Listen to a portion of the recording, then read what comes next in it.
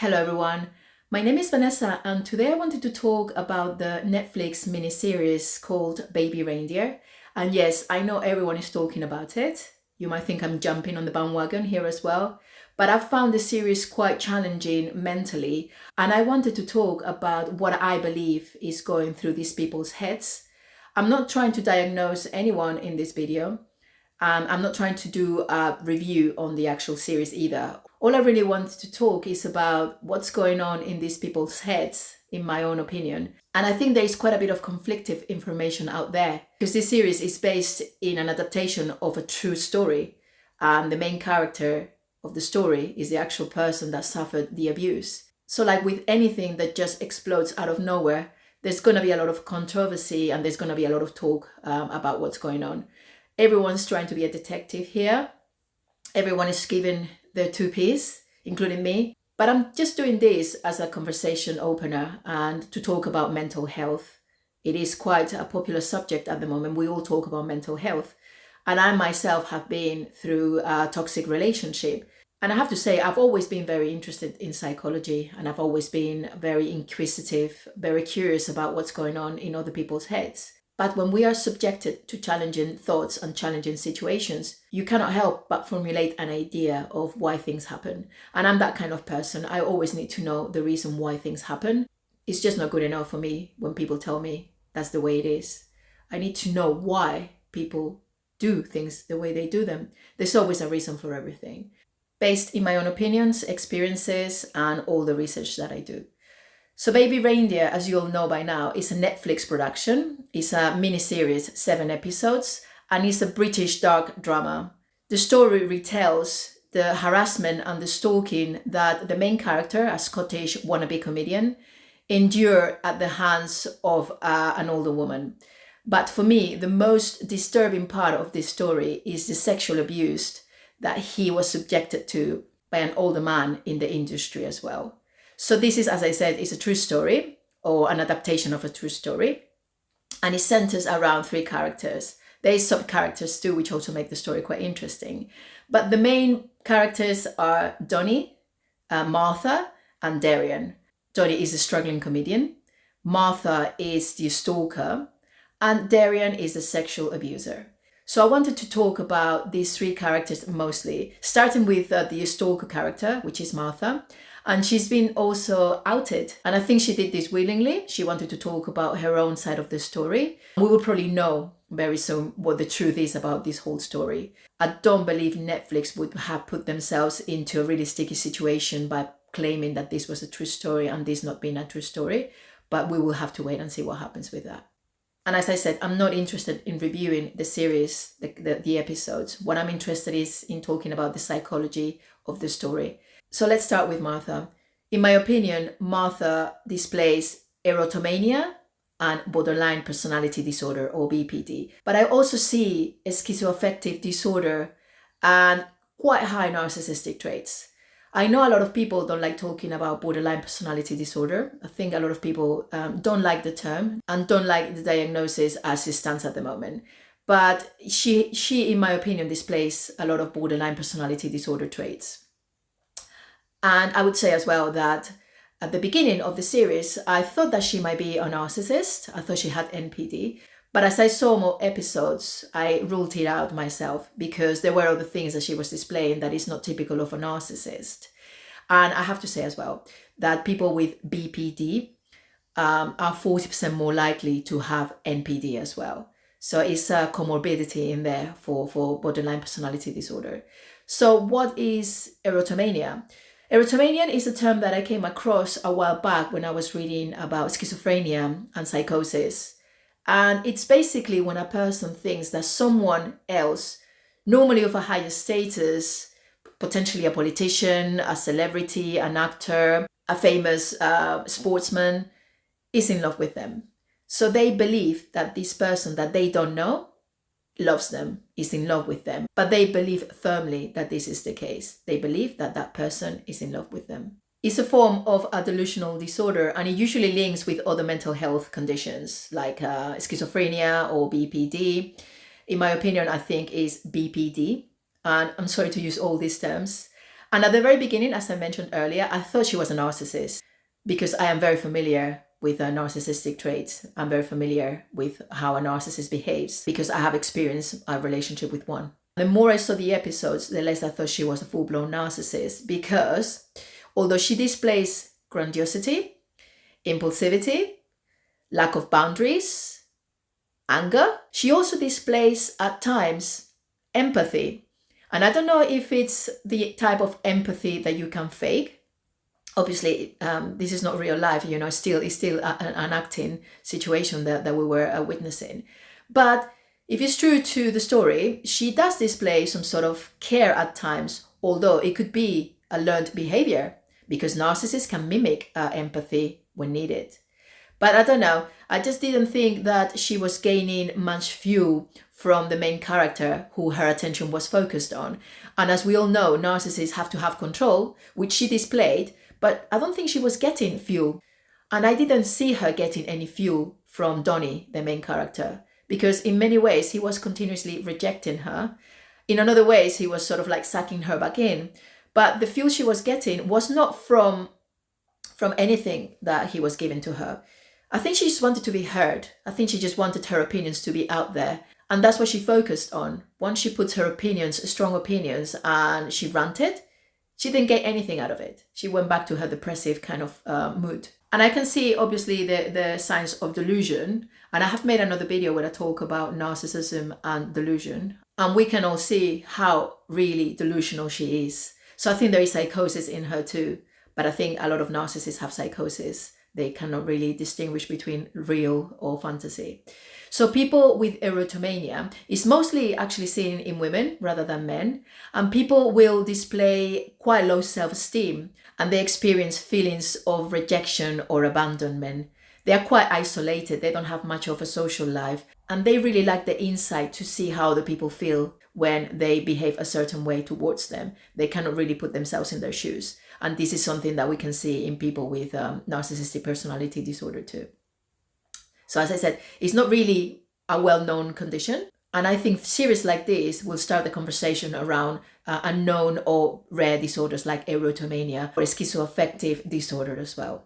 As I said, in my opinion, she also displays borderline personality disorder traits. So what is borderline personality disorder? BPD is one of the Class B personality disorders like NPD or narcissistic personality disorder or APD, antisocial personality disorder. So what are the traits of a person with BPD? One of the main traits of BPD is the fact that they fear abandonment. They absolutely hate being alone. It's the kind of person that you might meet on a first date and after you had dinner, they might tell you, I love you. They are quite impulsive. So and you cannot really see this at the very beginning with people with BPD because they sort of contain it, but at some point explodes. And that is typically not long after you have met this person. With a narcissist, it's very different because although they love bomb you, and you might feel that you are experiencing something quite intense, BPDs do exactly the same, but they cannot hide for so long. They will display really high emotions and they will want you to be theirs. They typically have unstable and very intense relationships, as I mentioned, because they cannot be alone. They build this world around you and they will be very intense in the way that they conduct the relationship with you. They will want to know everything about you. They will want to know everything about your exes. They will want to know everything about who you've been with, who you're texting, but in a very intense and unhealthy way. They don't really have a self-image and they have a distorted way of seeing themselves. They tend to self-harm and they tend to talk about suicide quite often. They tend to self-sabotage themselves a lot and they have really crazy mood swings. They can go from happy to sad to angry to happy again. It is quite disturbing. I've seen people reacting on a rage when they have been triggered, a person with BPD, and you just cannot keep up with it. It's just is a mindfuck. And we also see this in people with bipolar disorder. And they can display really impulsive and dangerous behaviors, way more than you would see with someone with narcissism. They also tend to have paranoid thoughts. They're very paranoid people. And they feel really empty inside. There is no self-worth. They feel empty and unfulfilled. And they have huge issues with anger management. They are like kids with tantrums, but violent tantrums. I don't know if you guys have seen the series, but we also saw some catatonia in Martha. There is a scene where she's sitting at a bus stop and Donny sees her from the window because she sits at the bus stop opposite the house he lives. And he feels really sorry for her, so he goes to check. And when he goes there, she's experiencing catatonia. Catatonia is when you are unresponsive to a person or to the environment. And it's like a trance state. You're in like a trance. So people calling your name or people shaking you doesn't wake you up for this trance-like episode that you might be experiencing. So that's another really concerning behavior she displays. And if this is all true, this woman, in my opinion, needs huge help with her mental health. It's just too much going on inside of her. If left untreated, which is probably happened, it would just get worse. You know, I think as much as she needs to be punished for what she's done, she needs to be helped. So let's talk about Donny, the struggling comedian, which is the victim of Martha's stalking. And I have to say, I think at the very beginning, I didn't really like his character. I didn't really like him. I just thought, you know, there's something about this person that I don't really like. But the more you watch the episodes, the more you sort of like understand why he behaves the way he behaves. The main thing he displays, in my opinion, is low self-esteem and PTSD. Low self-esteem was probably something that he had struggled with for most of his life, but the PTSD was triggered by the sexual abuse that he endured at the hands of that very horrible human being called Darian. So someone with low self-esteem will display a lack of confidence. They will worry and doubt a lot. There is a lot of negative self-talk. They really have doubts about their future. They really struggle accepting compliments. There is a lack of boundaries. They are yes man or yes woman. They really have not much in sense of self. So this is why they allow people to take advantage of them. This is why they display high empathic behaviors at times. And that is why a lot of people with low self-esteem become victims of narcissists or predators, because they just have a fear of saying no. They just have a fear of being not liked. They just have a fear of themselves, in essence, really. So this is why, in my opinion, the main character, Donny, has low self-esteem. But then, because of the events that happen with the abuser, the sexual abuser, Darian, he develops trauma bond and PTSD. I have made another video where I talk about trauma bonding. Maybe it's in Spanish. But trauma bonding is basically when the victim feels love or care or empathy towards the abuser. It's a short I have where I talk about trauma bonding. So if you can watch it, you can see what trauma bonding is, in my opinion. So what is PTSD? PTSD, or post-traumatic stress disorder, as it's also known, is a mental health condition triggered by a terrifying event in someone's life. Either can be witnessed, like someone in a war zone. You witness death, you witness destruction, you witness what the worst thing that a human being can do to another human being in these kind of situations. Or it can also be experienced. So someone that has been sexually abused, someone that has been physically abused, someone that has been relentlessly bullied as a child can also develop PTSD. And it can manifest with nightmares, with episodes of high anxiety. These people find it really hard to readapt after the traumatic event has happened. So people with PTSD will take a while to get back to themselves with the right kind of treatment. You really have to get treatment for the disorder. It can be life-threatening. People can end their lives because the reoccurring thoughts reminding you of the traumatic event keep happening. So you have to have the sort of right treatment, possibly medication for it too. It is treatable if the person you were before this happened was quite a healthy person. So yes, for me, Donny displays low self-esteem at the beginning, then PTSD and trauma bonding. And that is why he keeps going to the abusers. That's why he keeps revisiting those traumatic events, just to feel something. Because these events are so much part of who he is now. It makes him question absolutely everything. His sexuality, his self-worth. I mean, watching this in a way, in a weird way, I could relate to some of these things.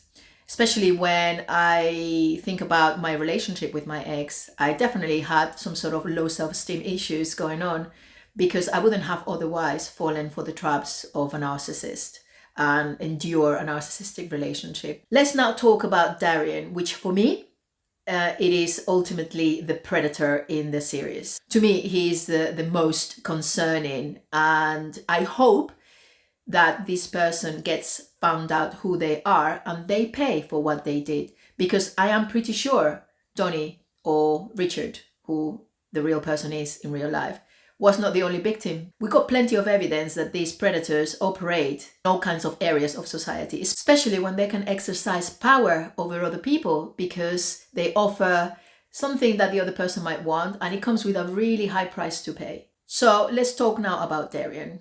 Darian, for me, is the predator. In my opinion, he's a psychopathic sadist or a narcissistic psychopath with sadism.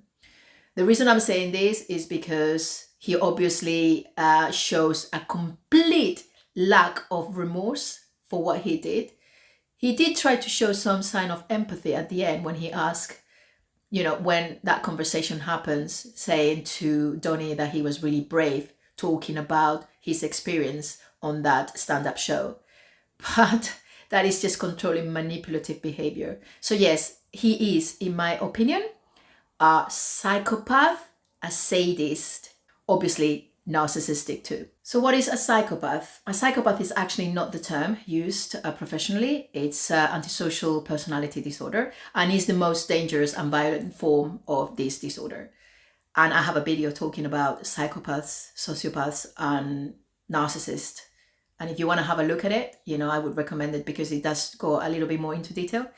And Darian displays all the traits of a predator, a sadistic predator. He's sexually motivated, and the way he inflicts pain in Donny, it's by dragging him. So the way that Darian lures him in is by dragging him and by lying. There is the false promise, the future faking, that he will help him in his career, that he believes in his skills and talent. But what he really wants out of this is just sexual compensation. So he invites him over to his flat or house, whatever that is, and drags him, promising him a very good time. So what he does is just drag him to be able to take advantage of him.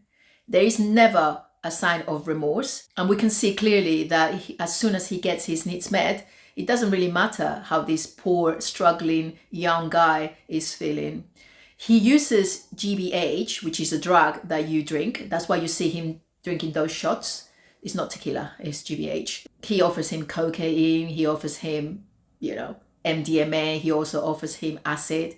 So he's tripping really badly in one of the episodes, and then he realizes that this is completely fucked up and shouldn't have been happening. So he's self-aware. Donny has become self-aware of this man's intention, but because of the trauma bonding, he keeps going back to it. And the false promise of the help that he will give him keeps him trapped in that situation. But this man is a sadistic, narcissistic psychopath. His intentions are to destroy. And he potentially was a victim of abuse as a child. The real character that this is based on, the real person that the character is based on, I'm pretty sure he endured some sort of sexual abuse and traumatic experiences in his life. But he probably had a genetic predisposition to develop this antisocial personality disorder on top of the environmental situations that he was growing up with. So there might be the case that, yes, that person also was affected by abuse, but that doesn't mean that he has to keep inflicting this type of abuse on someone else. So that person, to me, is the most dangerous one and the one that should be really outed and dealt with. And I don't want to make this video any longer. And as I said, my intentions are not to diagnose anyone. I only wanted to give my opinion in the conditions and disorders that these people potentially are suffering from. So if you find this video to be of any kind of value, so if you think that this content is of any value, you found it interesting to watch, I really appreciate you being here. And I just really wanted to say again, thanks for supporting me so far. I'm only a new content creator and I've seen that you guys are really interacting, so I really, really appreciate it. And this is it for now. So I'm just going to say goodbye now, and I will see you again very soon in the next video. Until then, take care and have a nice day. Bye.